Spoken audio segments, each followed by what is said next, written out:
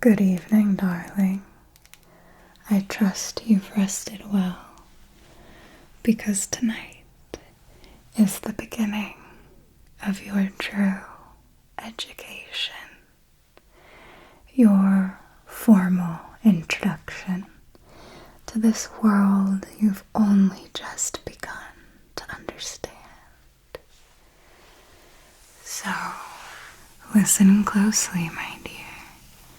You must pay perfect and complete attention to every word I say, every lesson I impart. Your survival will surely depend on it. Trust me, this whole business is quite fascinating. You wouldn't want to miss a single detail. Let me take a look at you. It's been too long since I've gotten to drink you in. I see you've taken a liking to my scarf. I'm glad to see you wearing it. It suits you. The black fur against your pale skin. Striking. And doesn't it feel divine? Like a whisper against the skin. It's one of my favorites. So soft. It's like wearing a secret. Perhaps I'll let you keep it if you behave.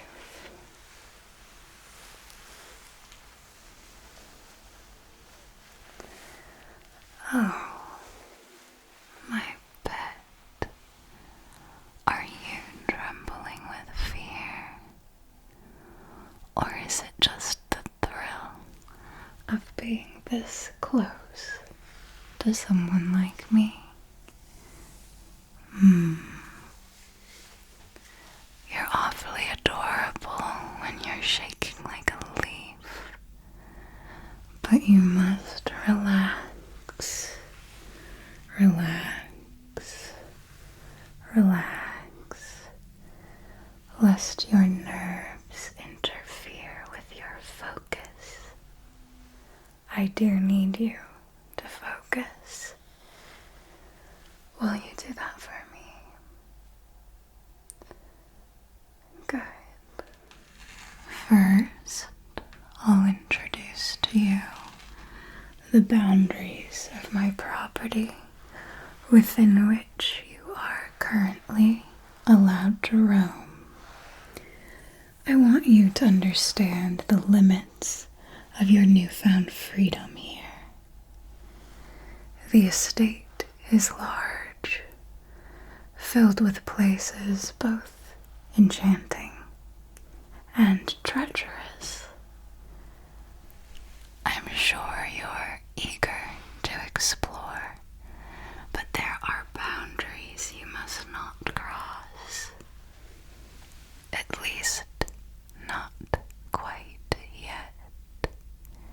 For the time being, you are just my little pup. And it's my duty to keep you safe as you learn to protect yourself. During the daylight hours, you're free to explore the interior of the estate as you please, given the thick boards and heavy curtains blocking all the windows. As for the exterior, you must venture out only after dark and make certain to return to your quarters well before sunrise. No close calls, got it? Good. Yes, ma'am, that's what I like to hear. Here, through the wrought iron gate, you'll find the herb and vegetable gardens. You're welcome to stroll through at your leisure, picking whatever you please, but within the confines of the greenhouse here, you may look but not touch.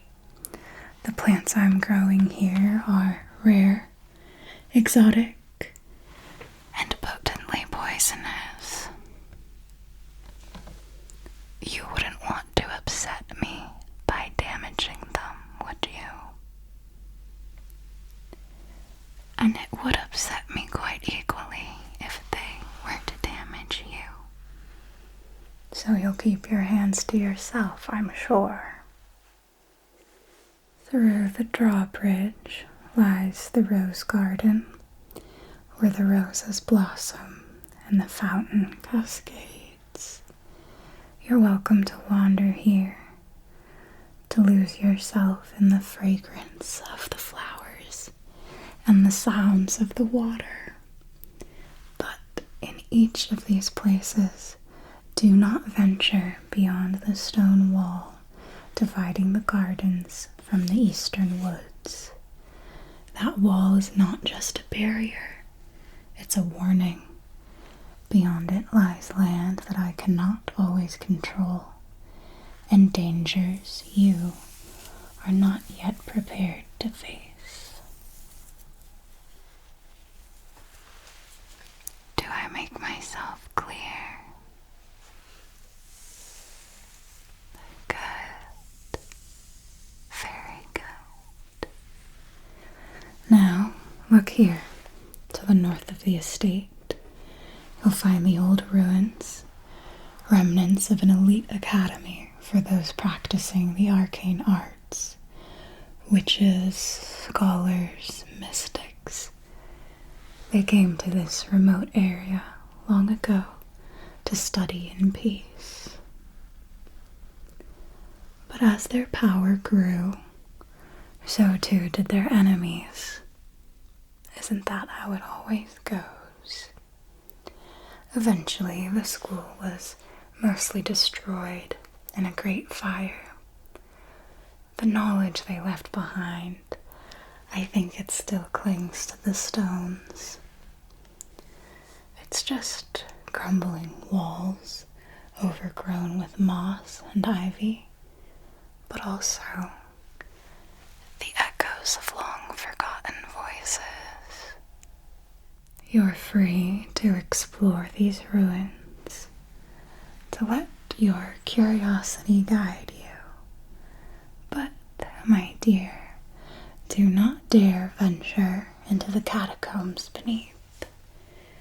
They are deep, puzzling, and filled with traps laid by those who came before us.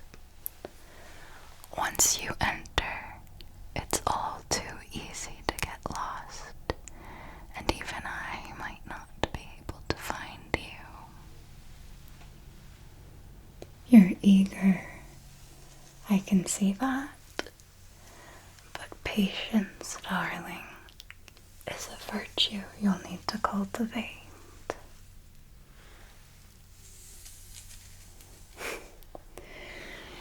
Careful letting me see that eagerness so clearly, or I might enjoy toying with you a little too much.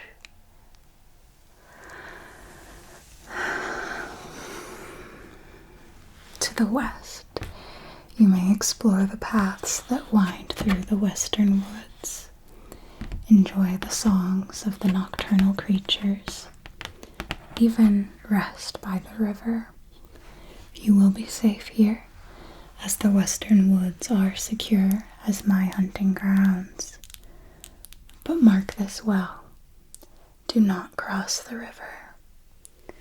The river separates our sanctuary from what lies beyond, where other creatures dwell, creatures not as hospitable as I. These boundaries I've described for you. They are not just arbitrary lines. They are carefully chosen to keep you safe, to ensure that you grow strong and wise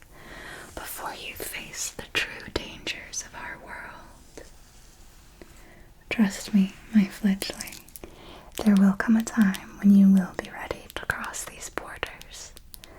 But for now, you must respect them for your own sake. Tell me you'll be a good little fledgling and follow the rules. Good. Very good. Now then, on to your lessons. Listen to me closely. As I'm sure you're well aware, blood is now your only sustenance. You must drink to survive. Human blood is what you crave, and nothing else will satisfy that hunger fully. The blood of living humans is infused with life itself.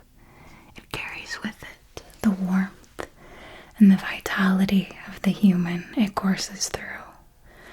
When you feed, you're not just quenching your thirst, you're consuming this life force. It strengthens you in ways that go far beyond mere sustenance. Perhaps one night, I'll even allow you a taste of fine aged blood wine from my cellars. Only if you're good. But you do enjoy being good, don't you? You desperately want to please me. I can see that. A most desirable quality. Listen closely now. You must never, under any circumstances, continue to drink once your victim has died. Doing so could have dire consequences for both your physical state and your sanity. As soon as your victim dies, the blood starts to lose its vitality. It becomes thick, cold, lifeless. It no longer carries the essence that nourishes us. Drinking dead blood is like drinking poison. It will not give you strength. It will only weaken you. Do you understand? This is extremely important. I wonder, how much restraint do you think you have? Will you be able to stop in time?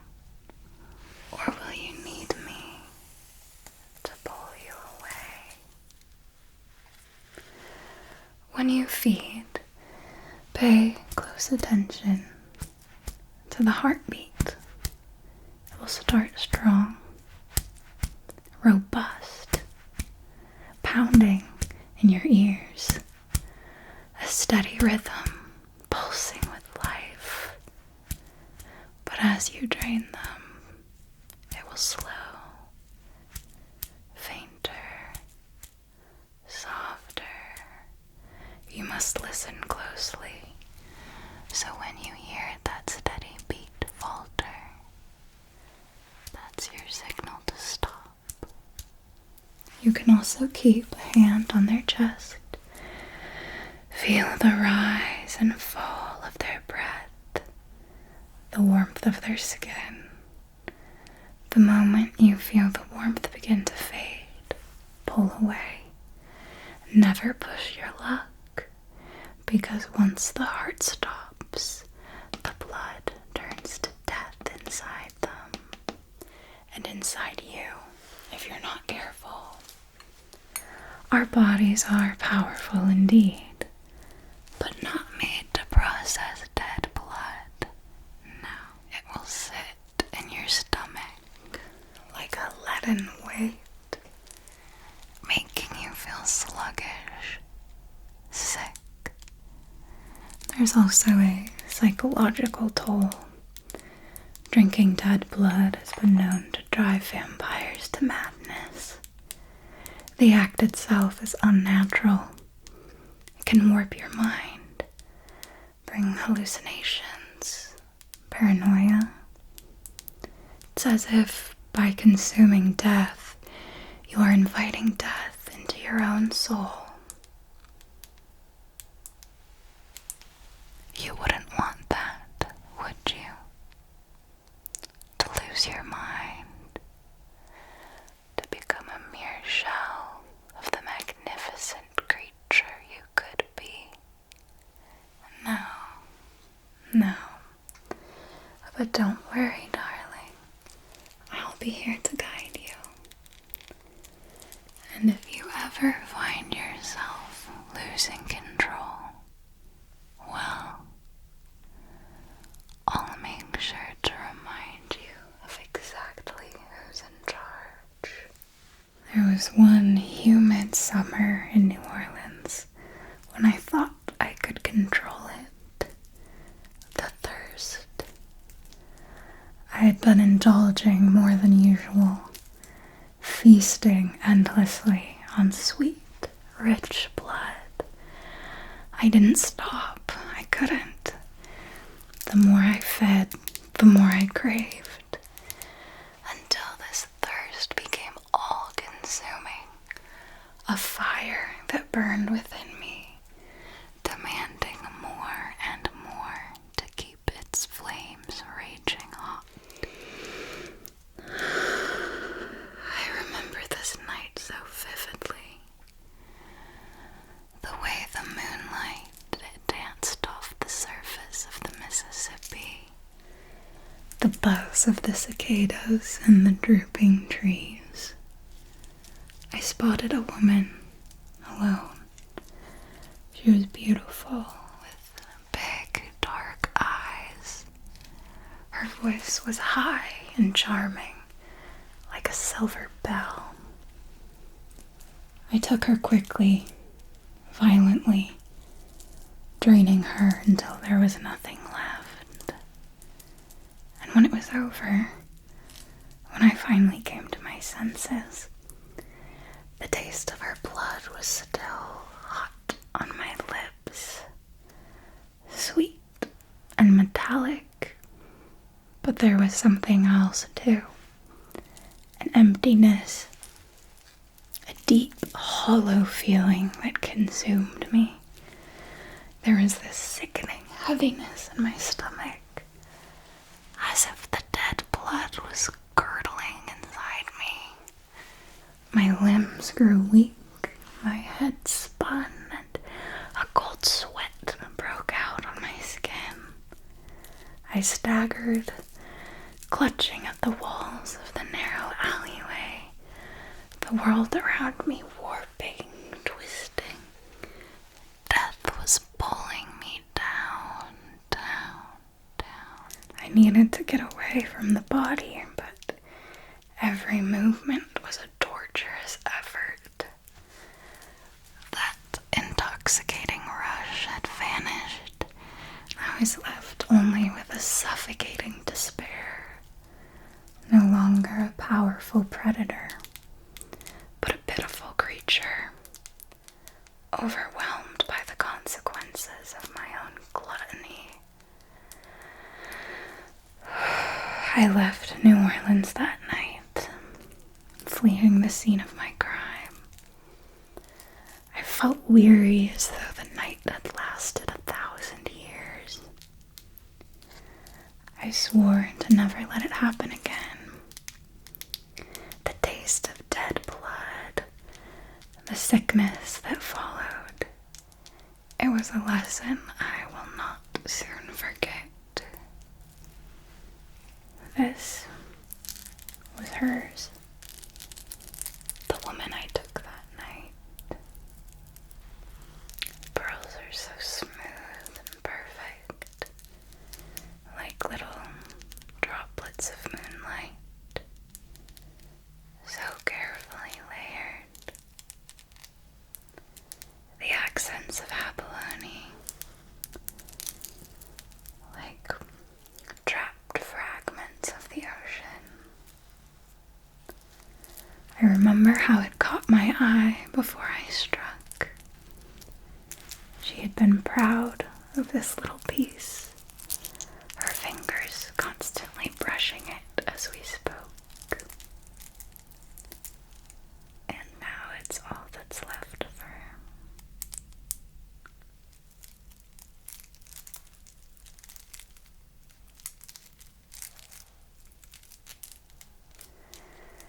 So, dear, learn from my mistakes, won't you?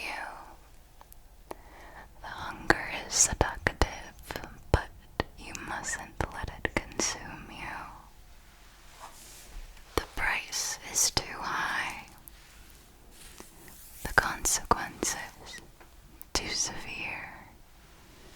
There's a fine line between indulgence and self-destruction, one that you must never cross. Now that you've grasped this warning, it's time to focus on the art of the hunt. This is a skill, one that requires finesse, patience, and discretion. The first rule of hunting is quite simple. Never draw undue attention to yourself. We may be powerful, but we are not invincible. The fewer who know of our existence, the safer we are. Carefully consider your choice of prey. The ideal victim is one who will not be immediately missed. Someone alone, without many personal connections. Someone who won't raise alarm if they disappear for a while. The streets of a city at night are teeming with such prey. The lonely, the lost, the forgotten. Pay attention to their emotional state. Seek out the desperate, the depressed, the ones who have lost hope. They are the easiest to seduce, the easiest to draw close.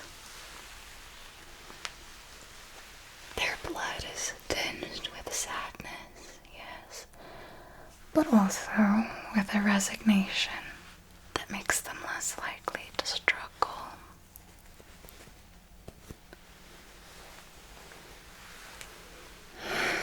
Soon enough, you'll learn to read humans like a book. Every little weakness, every fear. To approach your prey, you must blend in. Dress appropriately for the time and place. You'll want to be alluring, mysterious, but not so out of place that you draw undue attention.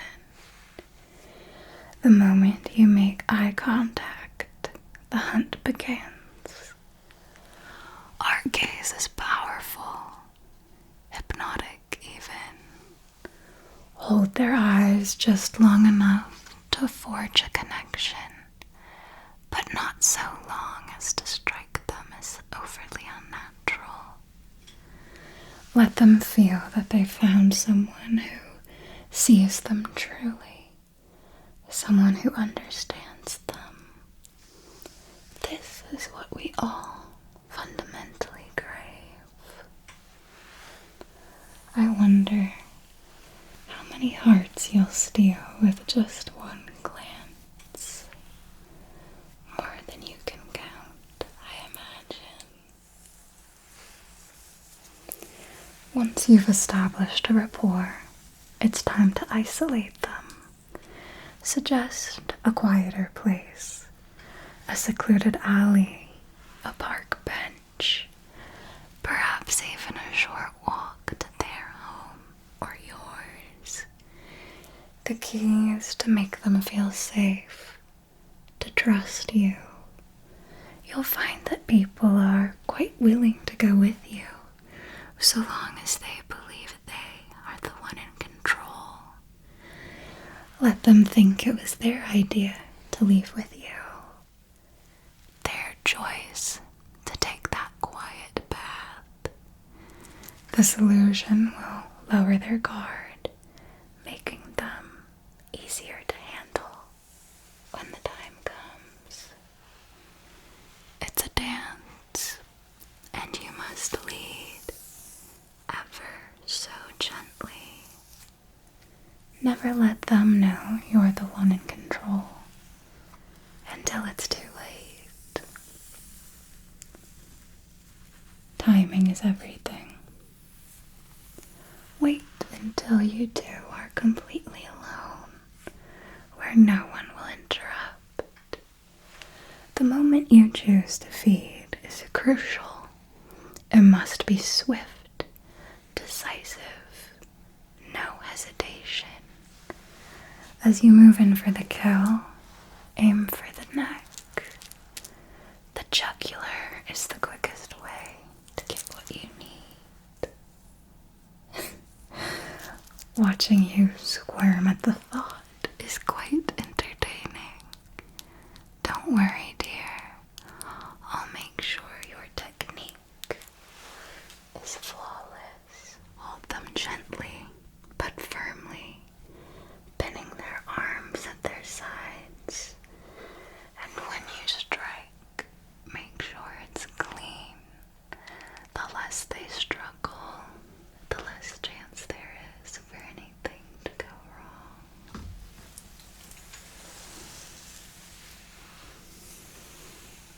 this takes me back to the night we first met. I can't wait for your first feed. Can you picture it? The pulse, the warmth.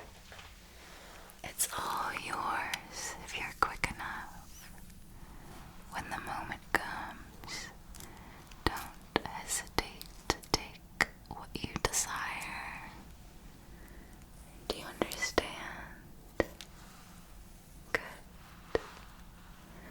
A full feed can take a minute or more, but it's wise to leave them with just enough life to recover, dazed and confused.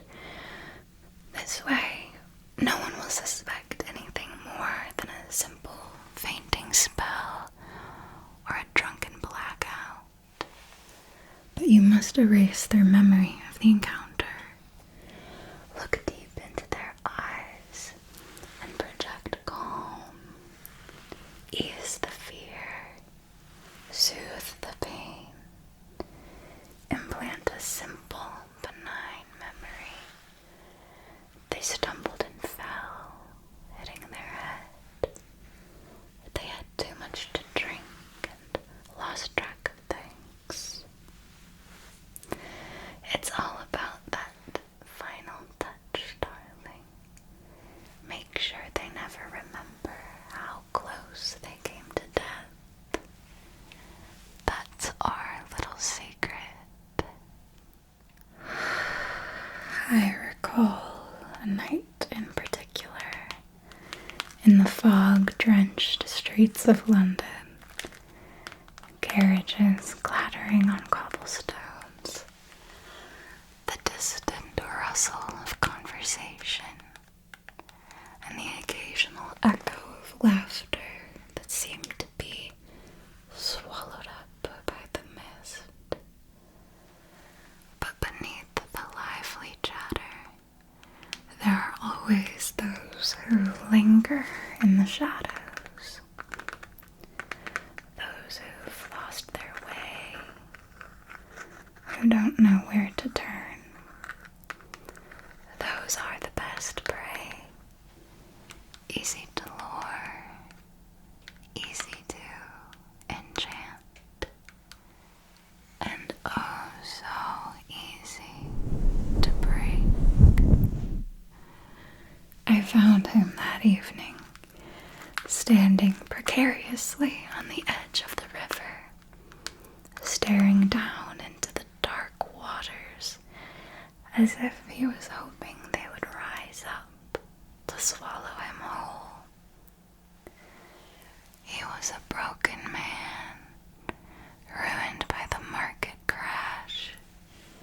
his wealth and status reduced to nothing in a matter of days. He was perfect. I approached him silently, my steps making no sound on the wet stones. The mist curled around me, obscuring my body until the last moment. When I finally spoke, my voice was soft, tender, as I asked, "What troubles you, dear man?" He turned to me, his eyes wide, surprised that anyone had noticed him.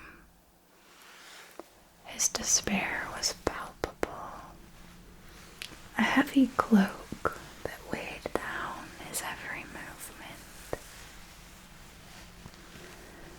As I spoke to him, I could see the flicker of hope in his eyes, the desperate need for someone to understand his pain. I listened, oh so patiently, as he poured out his sorrows, every word drawing him in, closer to my embrace. The scent of the river was thick in the air, damp, briny, with a hint of rot that clung to the back of the throat. But it was nothing compared to the sweet scent of his blood, so close now, so warm, pumping beneath his pale skin. When I finally leaned in, my lips brushing against his neck, he didn't even resist. He welcomed it, as if he wanted to be consumed, to have his pain taken away. And as my fangs pierced his flesh, I felt the rush of life flowing into me, the sweet taste of his blood mingling with the salt of his tears. I slipped my hand into his satchel and snatched this bottle of cologne he had kept in there. A scent of sophistication, a last remnant of the wealthy man he once was. It smells of amber and tobacco, with just a hint of something sweeter, like sandalwood, rich, warm, slightly sweet.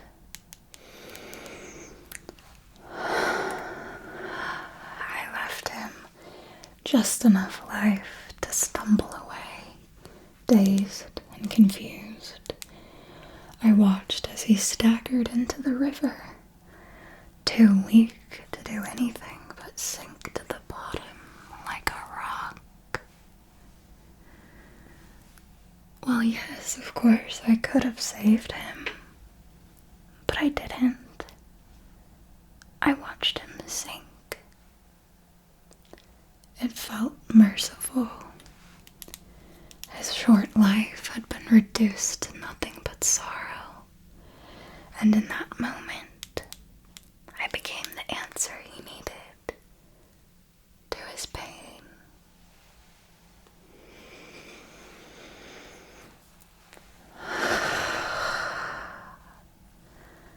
Guilt. I didn't feel guilt. No. The river took him, what was left of him, and I felt nothing. His death wasn't cruel. It was inevitable. You'll learn in time that not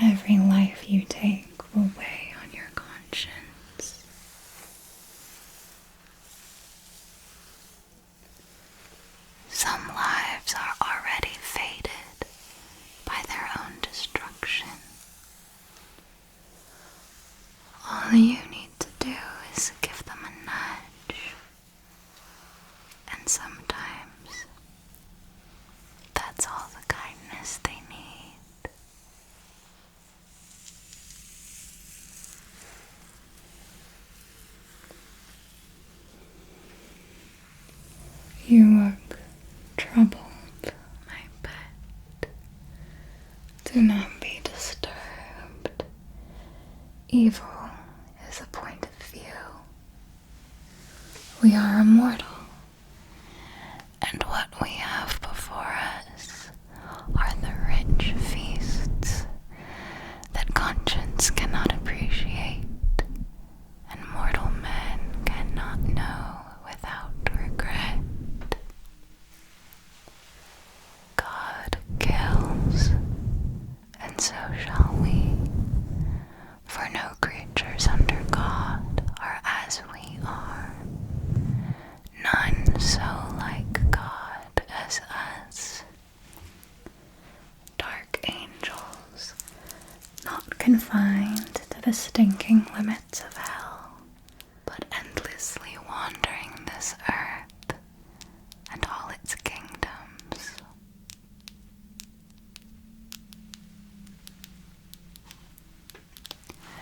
Think you can handle all of this, my little fledgling? Don't worry, I'll hold your hand through your first few hunts. You must always be mindful of the physical evidence. Blood is messy. Feed cleanly. Avoid spillage.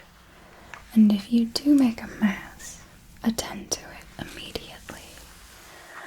A small handkerchief or a dark cloth can work wonders. Dispose of any incriminating evidence away from the scene. Once you've fed, you mustn't linger. Slip back into the shadows. Blend with the night. The longer you stay, the greater the chance someone will notice something out of place. Retreat to a safe location where you can clean up and recover. I can feel your hesitation, your resistance. I find it utterly delightful. It's been so long since I've experienced such emotions as these. How quaint. If a place accumulates too many disappearances, too much attention, move on. There's always another city, another night. Spreading out your hunts reduces the risk of patterns being noticed. Learn to manage your hunger. The more you feed, the more you will need to feed. You must resist the urge to overindulge. A disciplined vampire is a powerful one, and the more control you have over your hunger, the less you'll need to risk exposure. You're listening so well, my little pet. I'm finding myself feeling quite proud of you, quite fond of you. Remember that control is everything, my dear. Lose it and you're just another mindless predator. But master it, and the world will be at your feet. Now, I'll tell you about the elders. Spotting an elder vampire is a skill that can save you from dangerous encounters. Elders carry with them centuries, sometimes millennia of experience and power. To recognize them is to know when to tread lightly, when to show deference. The first thing you'll notice is their presence. tangible, a weight in the air.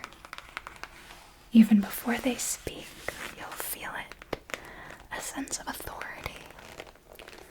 When they enter a space, it changes. The air becomes charged, and all eyes naturally turn toward them, even if they say nothing.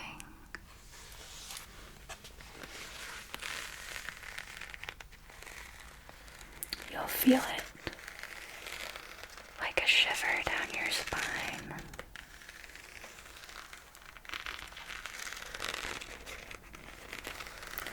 Elders oftentimes have this uncanny calmness about them. They do not rush. They do not fidget. They are never hurried. Their movements are deliberate, slower than younger vampires. This is the calm of one who has seen and survived everything. They have no need to hurry, for time is on their side. Listen closely to how they speak. Elders often have a formal way of speaking, even if they have adapted to modern times. Their vocabulary will be extensive, their sentences carefully constructed. They may use phrases that have fallen out of common usage, remnants of the era they were born into. This gives their speech a certain gravitas, a weight that younger vampires oftentimes lack.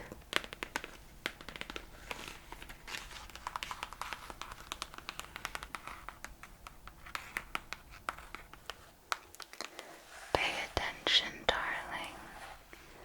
You might learn a thing or two from them. If you're clever enough. Thankfully, you do strike me as quite clever indeed.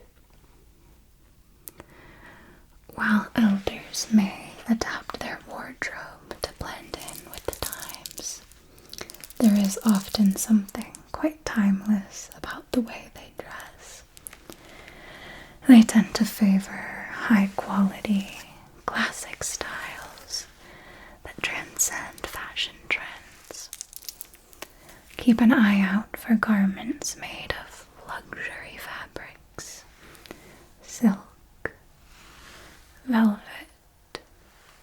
fine leather, often tailored to perfection.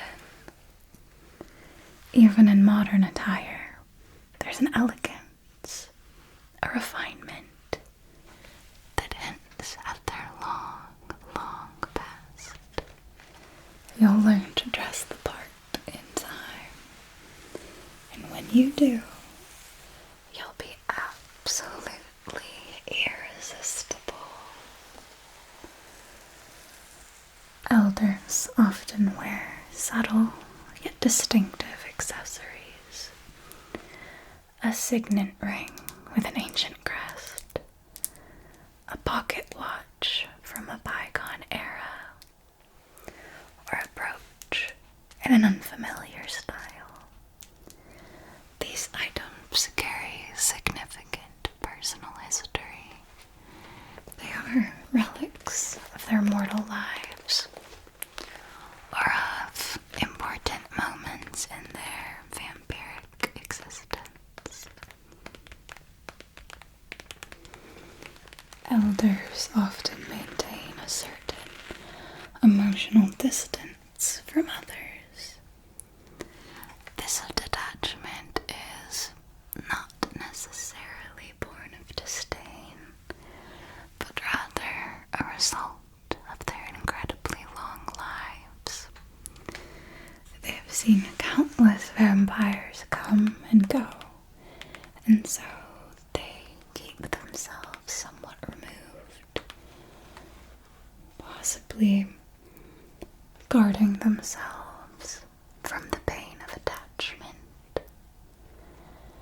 The eyes of an elder are perhaps the most telling feature.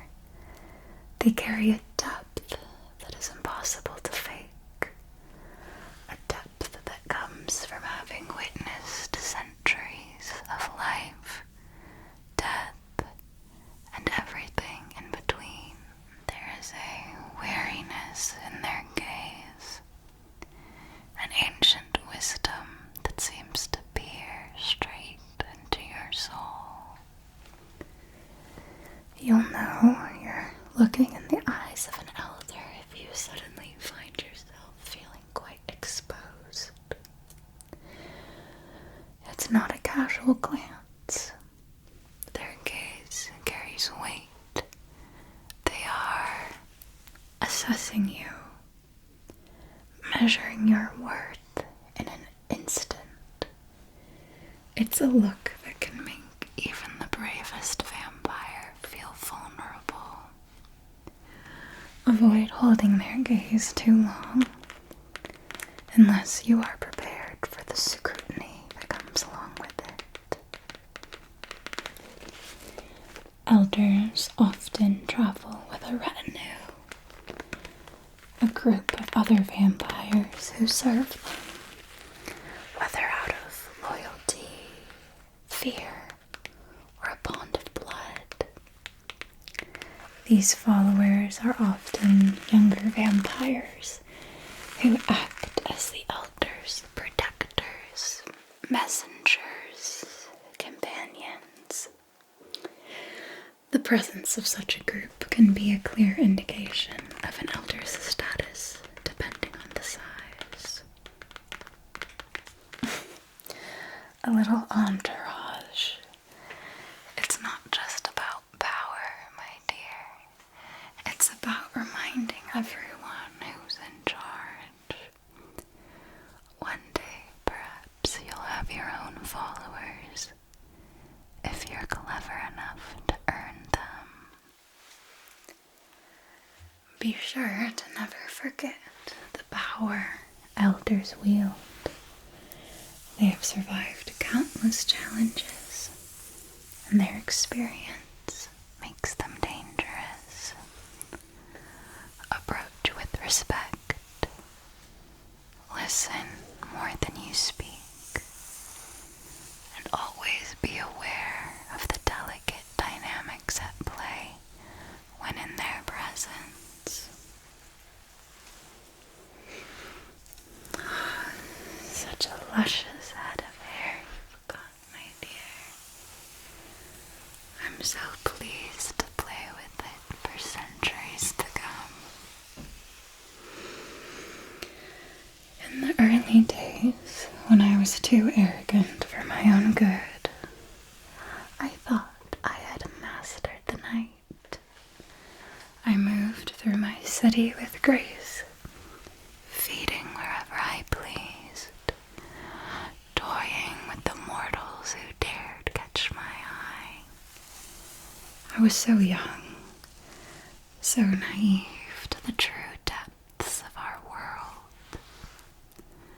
I knew of elders passingly, of course, those mysterious ancient ones, but I did not yet understand the full extent of their power, nor did I respect it.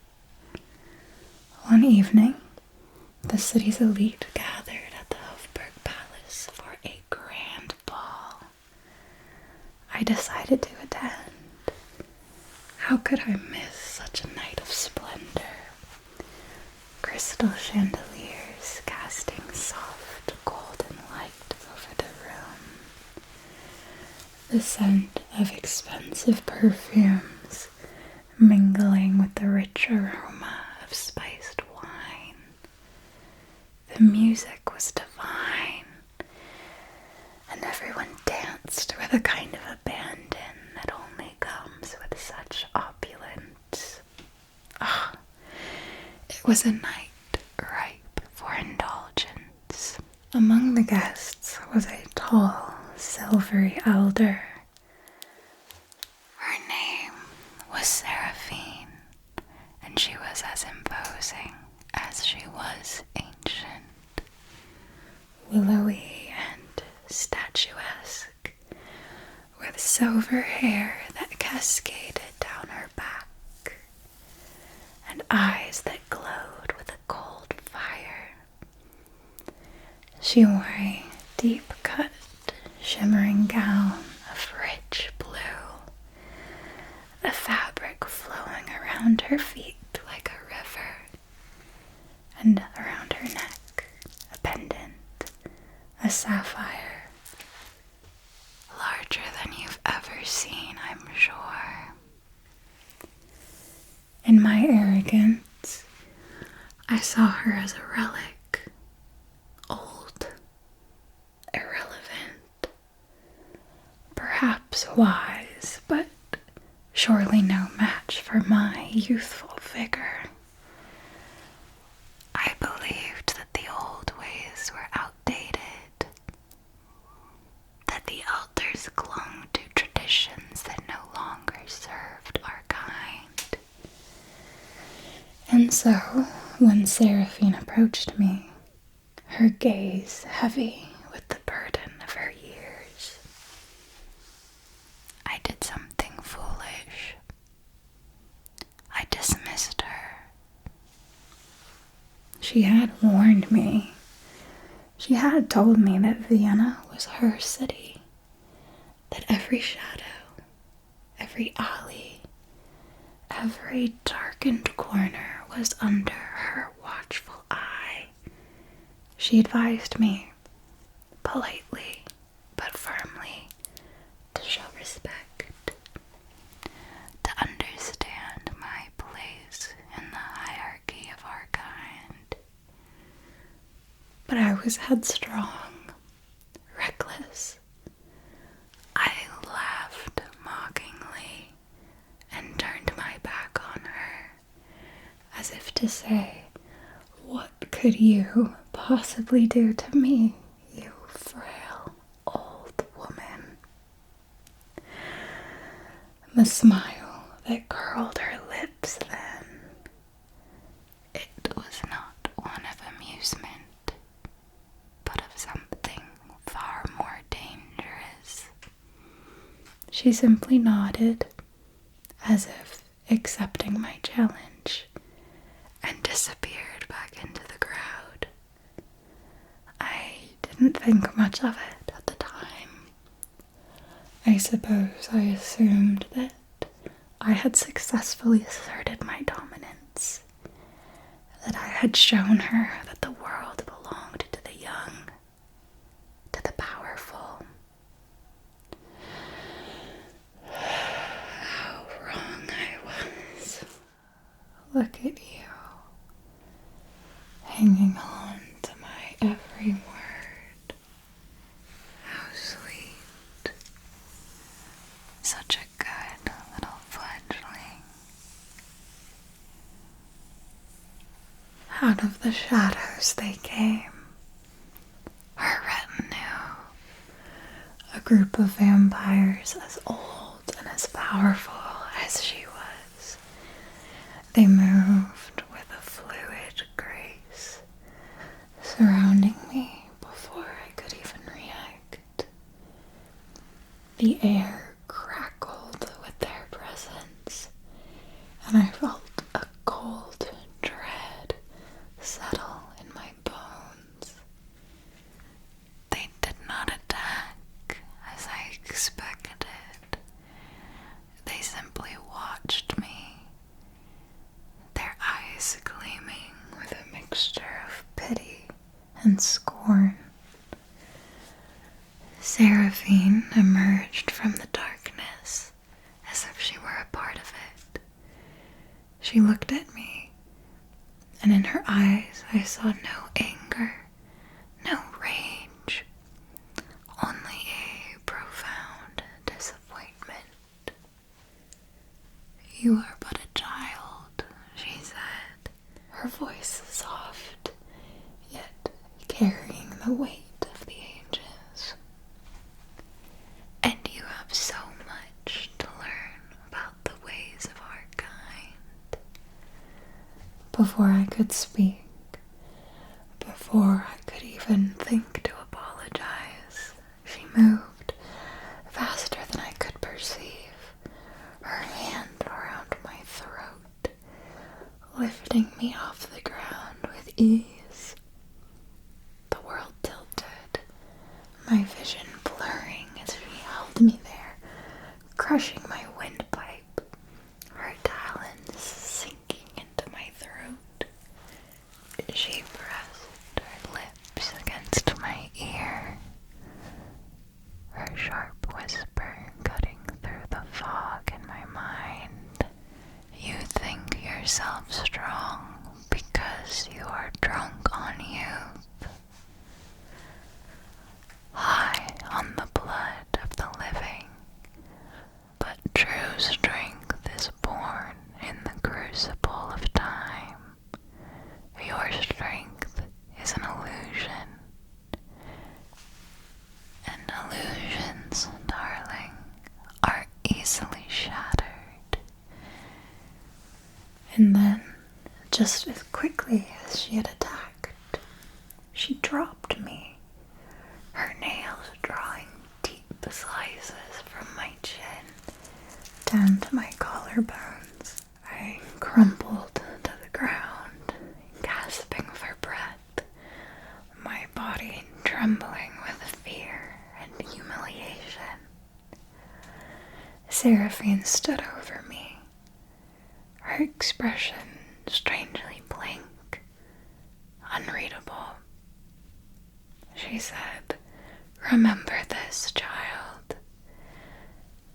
Disrespect me again, and you will not live to regret it."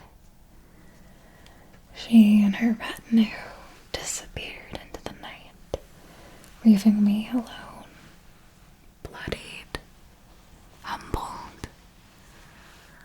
I never again underestimated an elder, nor did I ever again disrespect the hierarchy that keeps our kind in order. You must take this story to heart. The elders are not to be trifled with. They have lived through more than you can imagine, and their power is not something you can comprehend, let alone challenge. Show them respect, learn from them, and you will thrive. But defy them, and you will find yourself at mercy of forces you cannot even begin to understand. So tell me, my dear, do you think you have the wisdom to learn from my mistakes? Or will you have to learn your lessons the hard way, just as I did? Let's hope not. Now that you've learned how to recognize and interact with elders, you'll not only be able to navigate our society more safely, but you'll also earn the respect of your peers for your awareness and wisdom. Knowledge, my dear, is as much of a weapon as any other, and in our world, it is the key to survival. And now, you're just a little bit wiser, and a little bit more dangerous, just the way I like it.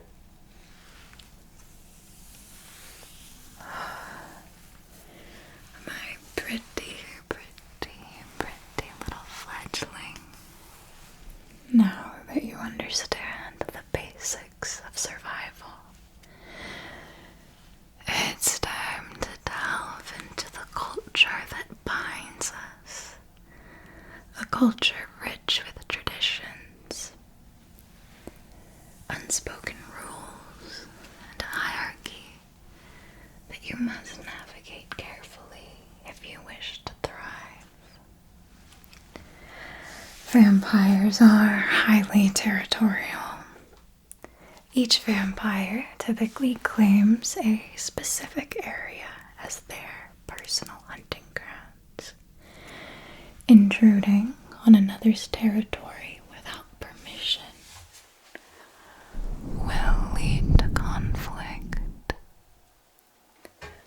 Before hunting in a new area, you must learn who controls it and seek their permission.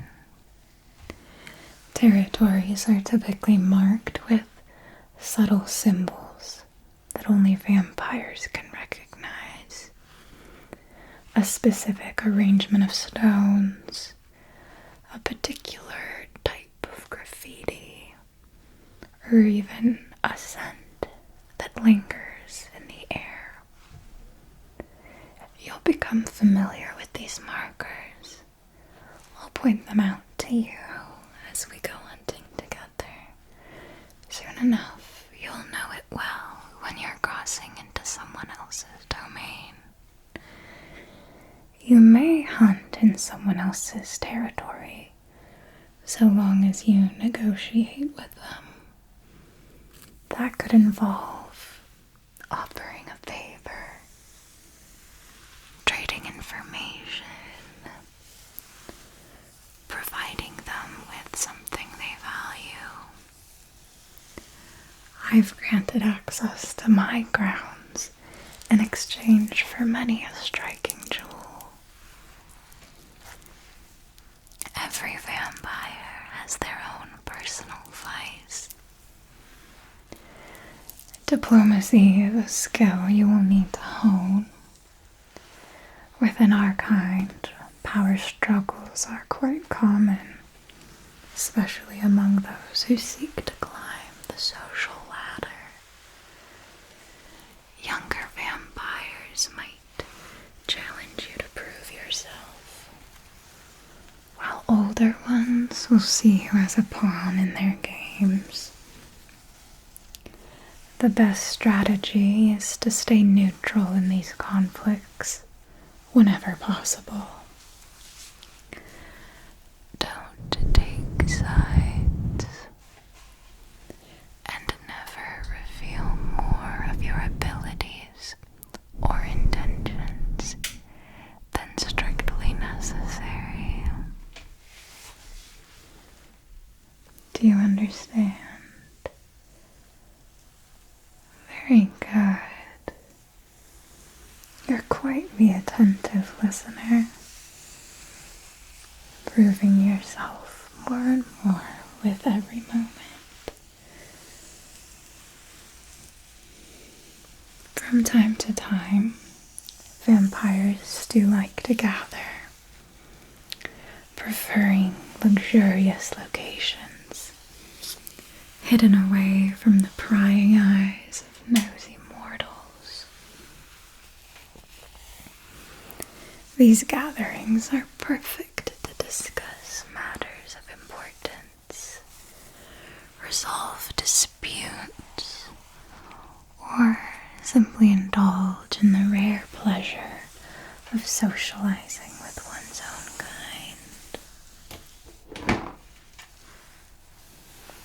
These gatherings can take many forms, from grand, opulent balls held in ancient castles to more intimate affairs, candlelit lounges tucked deep within labyrinths and catacombs. The locations themselves are much a part of the allure. They are places steeped in history, where the walls have witnessed countless secrets uttered, betrayals plotted, and romances sparked. Imagine, if you will, my dear, a grand ballroom in a chateau nestled in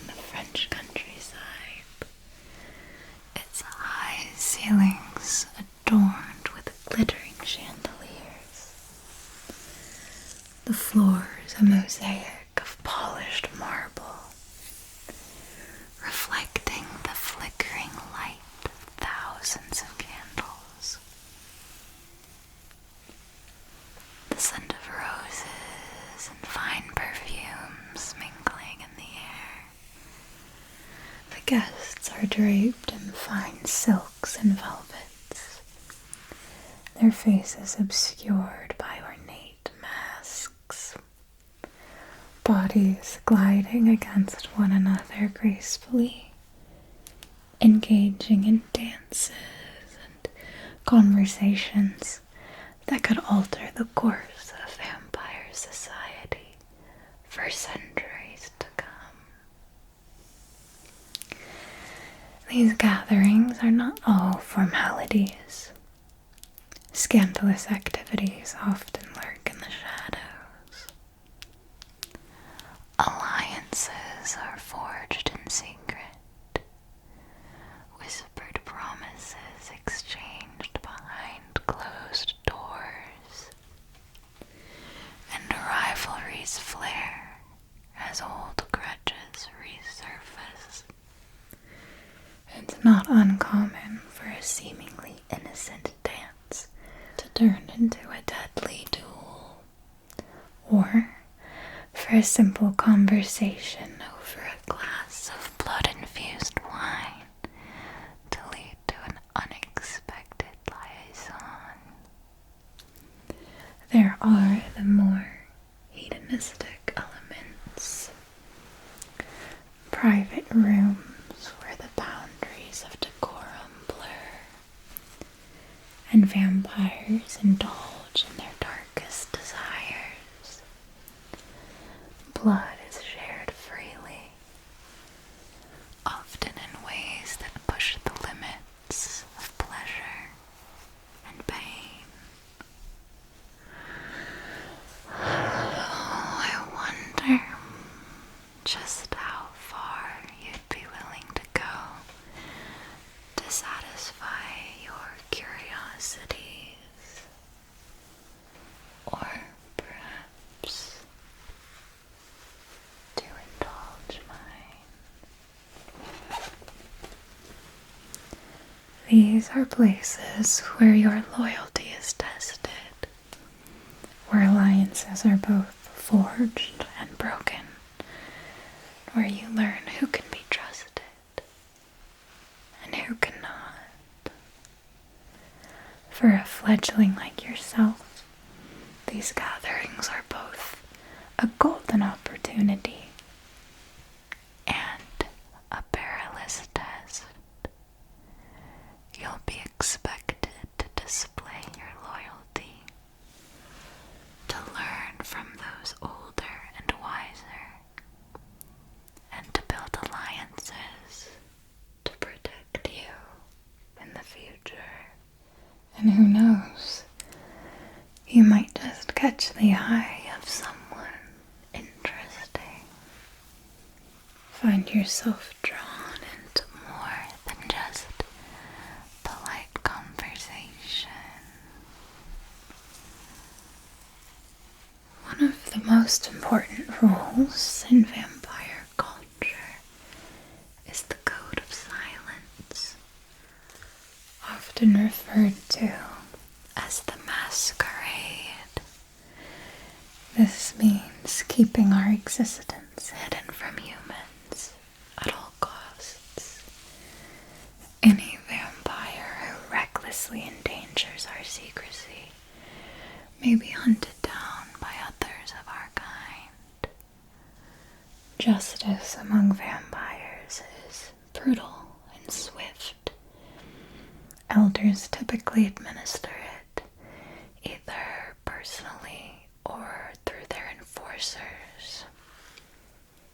Common punishments are exile, where you are banished from a certain territory, or execution, if the offense is severe enough.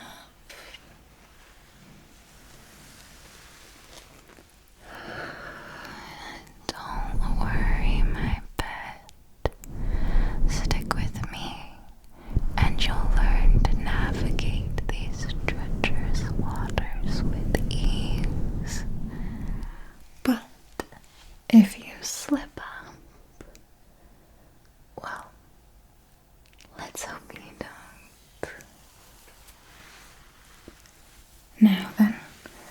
let's discuss sunlight, one of the oldest and most fatal threats to our kind. Even a few moments of exposure to direct sunlight can severely burn you, and prolonged exposure, that will reduce you to ash. Always know where you can find shelter before dawn approaches. Whether it's a basement, a lair, a heavily curtained room, make sure it's secure and completely shielded from any shred of sunlight. Be wary that hunters and rival vampires might try to trap you in a situation where you cannot escape before dawn. Always have an escape plan, and never allow yourself to be lured into a place you're not familiar with, especially as dawn approaches. The sun is not your friend, darling. Stay in the shadows, where you belong, and do not ever get caught in the light.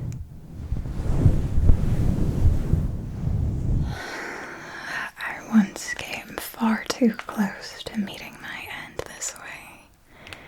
You see, even the strongest of us can be tempted into folly by the thrill of the hunt. I had long been following a particularly fascinating prey, a handsome painter with the most wild green eyes.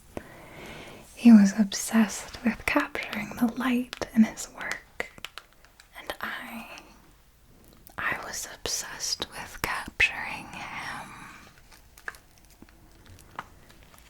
This belonged to him, the painter.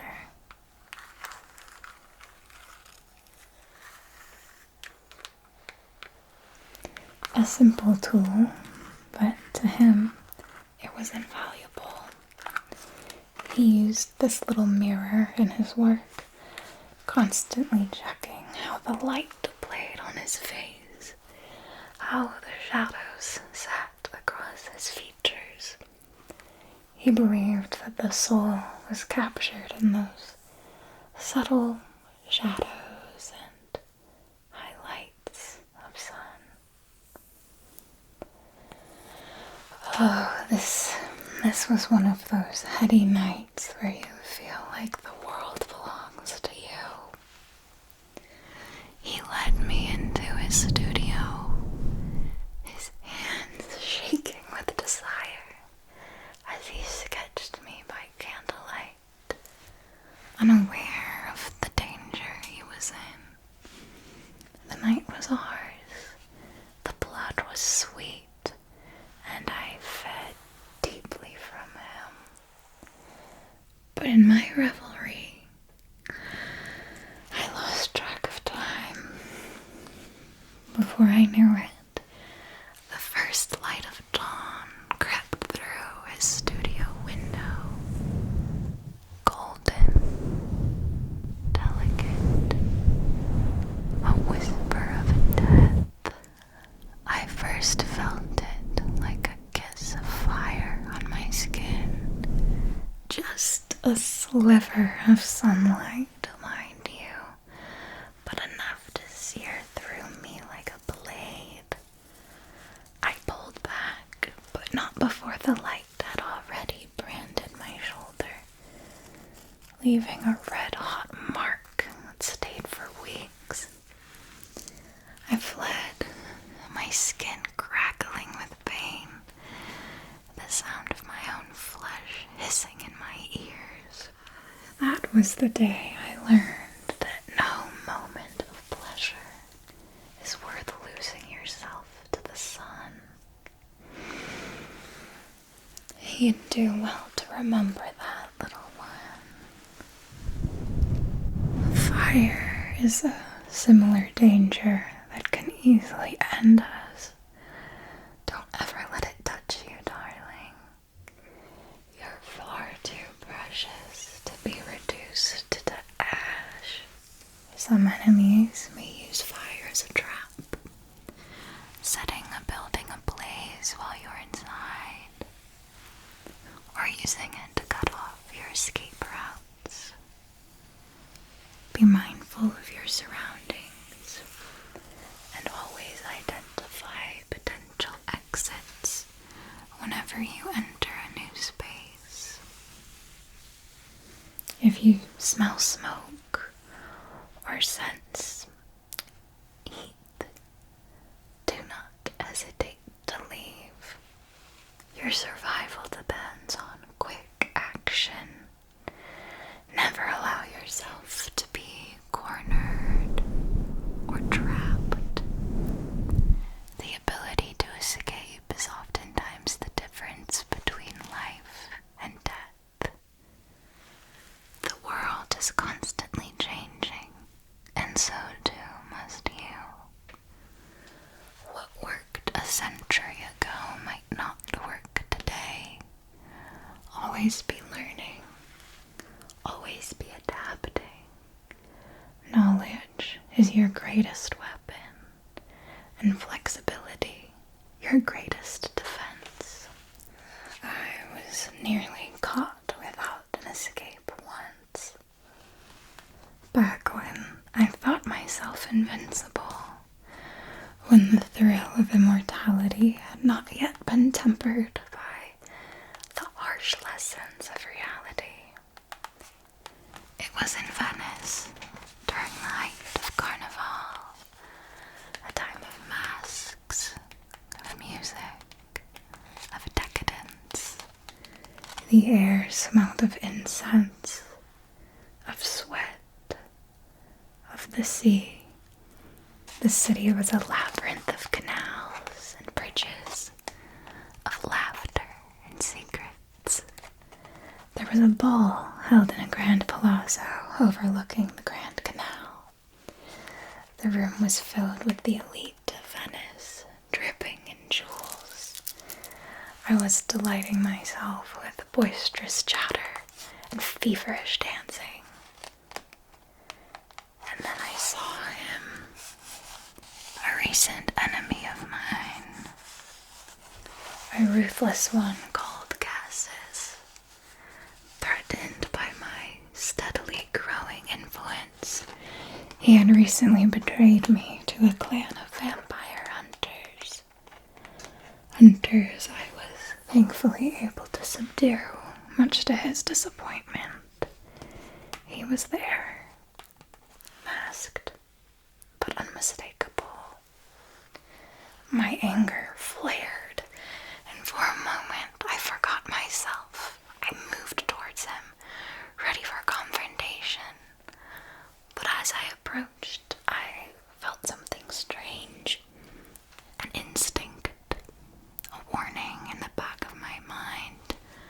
I stopped just in time to see the servants moving quickly, too quickly, tossing a bucket of oil in my direction and toppling a candelabra on top. I was able to jump back just in time to miss most of the oil. But the fire instantly roared to life, the flames licking at the walls, the floor, the furniture, everything. The room instantly erupted into chaos. As the fire spread, the heat intensifying to an unbearable level, I could feel the heat. searing my skin. I grabbed a decanter, smashed a window with it, and leapt out, diving into the canal. I remember that cold water was quite a shock to my system, but a welcome relief from the inferno. I survived. Just barely. The fire claimed many that night, both human and vampire alike. You must always have an escape plan, darling. If you ever find yourself in a tight spot, I'll always be there to pull you out. Luckily for you, fiercely loyal partner to spend your eternity with. And that, my dear, concludes today's little lesson. I trust you've absorbed all that I've shared with you. Don't worry, you'll have plenty of time to reflect on it all while I go about my own affairs. Yes, I think I'll spend the rest of the night indulging in a bit of leisure. Perhaps a stroll through the city. Or maybe I'll pay a visit to an old acquaintance. We'll see where the night takes me. And you, my darling pet, should use this time wisely. Explore your new senses. Practice what you've learned. But remember, stay within the boundaries I've set for you. No need to get yourself into trouble just yet. Be good while I'm gone, and perhaps we'll continue your lessons later tonight. Or perhaps I'll let you rest. We'll see. Goodbye for now, my fledgling. Try not to miss me too much.